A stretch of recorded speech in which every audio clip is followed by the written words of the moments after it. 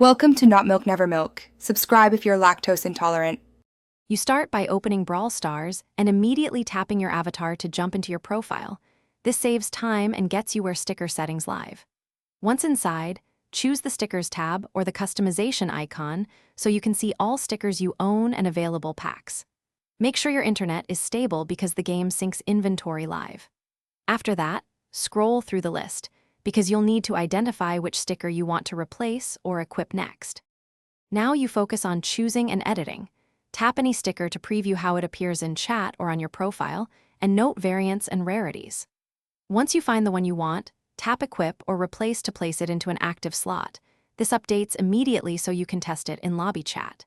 If you need more slots, open available packs or rearrange existing stickers by dragging. This lets you prioritize favorites and set the sequence players see during matches. Finish by saving or confirming your changes, then test the result in a quick match or lobby so you know the sticker displays as intended. If a sticker isn't available, make sure the pack isn't locked in your inventory or the shop. Sometimes packs require purchase or unlocking. If stickers still don't apply, restart the game and re-log in to force a sync, and make sure your app is updated. This resolves most display and ownership glitches quickly.